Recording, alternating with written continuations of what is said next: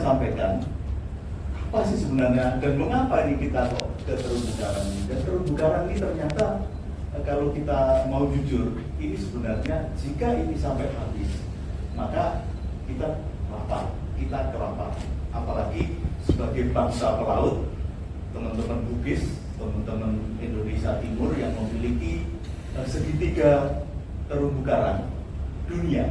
Jadi Coral Triangle ini ada di setelah Makassar, Lesser Sunda sampai ke Kepala Bulu, itu adalah hotspotnya coral reef di dunia. Sehingga ini adalah sebuah surga yang diturunkan Tuhan kepada kita. Nah, kita harusnya apa yang kita harus lakukan agar anak-anak cucu kita juga turut menikmati ekosistem terumbu karang. Jangan-jangan cucu kita sudah nggak tahu. Ini yang disebut oleh Pak Ibu tadi. Di Jawa kami juga mendapatkan. Ini adalah foto-foto yang saya berikan ini dari Karimun Jawa. Oh. Ini terutama yang ini dari mana aja? Banyak sih. Kalau Anda dapatkan putih sama begini berarti ada bleaching bleaching. Dan bleachingnya ini ternyata kami dapatkan bleaching itu ternyata ada yang sifatnya low, ada yang high. Jadi kan high explosive ada low. Nah, yang low itu sampai menyebabkan begini, koral itu berwarna-warni yang sifatnya pale, gitu ya bahasa Inggrisnya. Kalau bahasa Indonesianya apa ya pale? Agak pucat. Ya. Kalau kita ketemu golok pucat ya. Tapi kalau dia ketemunya temperatur tinggi, itu pucat. Jadi kami juga sedang meneliti apakah ada namanya marine heat wave. Apa itu marine heat wave? Gelombang panas di laut. Dan itu terjadi saat bersamaan dengan El Niño. Kita punya waktunya. Dan untungnya seperti Karimun Jawa itu karena terdiri pulau-pulau kecil, kepulauan, maka dia punya ketahanan di mana sirkulasi airnya menjadi maksimum. Sehingga tidak ada air yang ngendon begitu ya, air yang menggenang.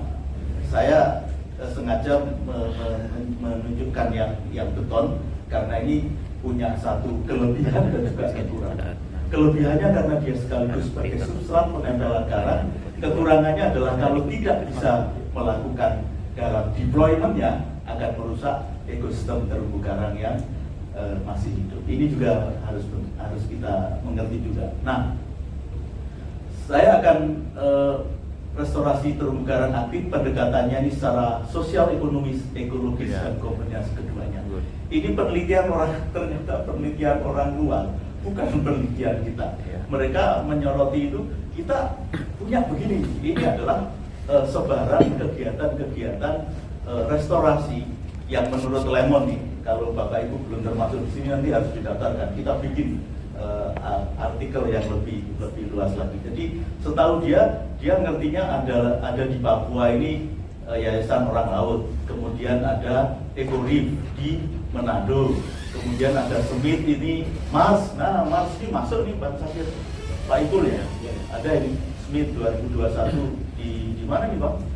Ini kayaknya di Pulau Botosula sama Pulau Badi. Oh ya, ini Pangkep. Ya. Oke, kemudian ada coral transplantation juga di sini.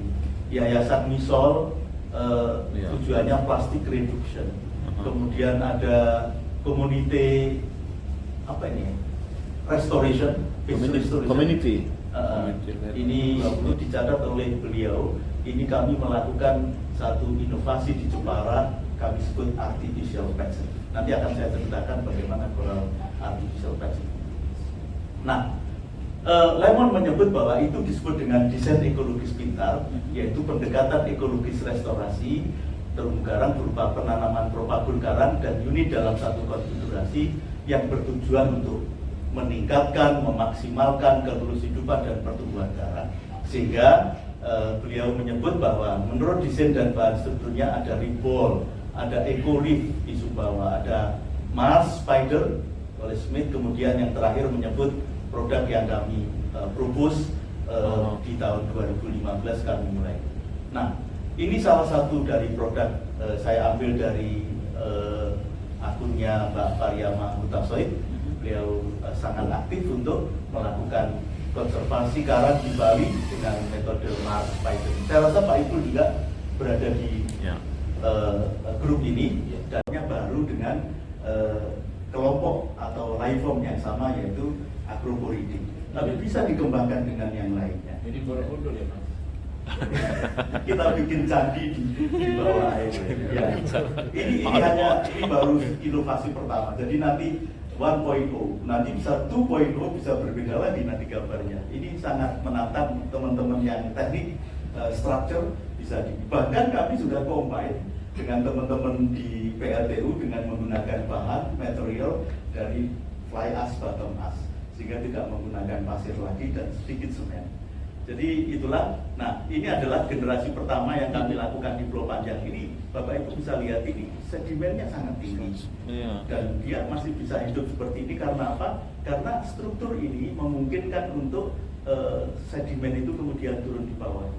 Kalau kita struktur itu ada di bawah, maka dia survival rate-nya akan rendah, sehingga kita bikin bertingkat yang memudahkan agar sedimennya. Dan hasil penelitian menunjukkan yang paling tengah-tengah ini memiliki survival rate yang tinggi dan pertumbuhan yang tinggi. Ini di sana ada Acropora itu, alhamdulillah. Ini di Jawa ada Acropora itu. Ini adalah cara-cara yang kita lakukan. Awalnya dengan menggunakan semen, kemudian ada yang menggunakan kabel tis, kemudian yang terakhir kami bisa mewadahi, nanti teman-teman ada nelayan yang melakukan kelompok nelayan yang melakukan adopsi karang, itu akan kita bantu dengan menggunakan struktur ini. Nah, ini yang di Jawa, Bapak Ibu, perkembangbiakan secara kawin oleh koral ini terjadi Maret, April, Oktober, November. Saya tidak tahu di Spermundii terjadi kapan, Pak? Maret. Ya ternyata nggak jauh berbeda. Artinya bisa terjadi ini biasanya terjadi adalah major spawning, kemudian adalah minor spawning. Nah, kalau kita melakukan di tanggal-tanggal sebelumnya, kita tidak bisa mendapatkan larva atau karang yang menempel. Jadi ini biologi karang dari sisi time of spawning ini bisa menjadikan satu pembatas di dalam deployment dari artificial. Dulu saya termasuk tidak suka dengan transplantasi. Tapi ketika transplantasi ternyata bisa kita gunakan menjadi awal perintis untuk menciptakan habitat menjadi penting. Dan akhirnya rekrutmen terjadi. Ini rekrutmen karang secara alam. Jadi mereka bisa tumbuh. Sehingga hard substrate ini kami pilih dalam rangka untuk menumbuhkan karang secara kawin atau secara seksual dengan cara rekrutmen. Dan nantinya di sini akan hadir invertebrate ya yang berasosiasi, bisa teripang, bisa bulu babi, bisa berbagai, dan kemudian ikan-ikan karang ada. Nah, singkat cerita, kami juga berkomunikasi dengan teman-teman dan nantinya akan kita, jadi ada kelompok nelayan di Karimun Jawa itu namanya Omah Karang. Ini saya ambilkan dari IG mereka, jadi nelayan, dan menurut saya sangat efektif. Saya tanya mereka, apakah ada di antara kelompok ini yang bisa berbahasa Inggris? Ternyata mereka, kami ini aktif melakukan les bahasa Inggris. Jadi mereka anggotanya itu ada yang didorong untuk les bahasa Inggris yang berpotensi untuk bisa berkomunikasi dengan orang-orang asing. Jadi Bapak Ibu bisa lihat ini status-statusnya di Omah Karang di IG ini berbahasa Inggris. Bahasa Inggrisnya api apa enggak itu ya wallahu alam, tapi yang penting mereka sudah berani. Nah, ini adalah mereka punya ini. Ini yang kedua. Ini dilakukan oleh teman-teman para pegiat wisata.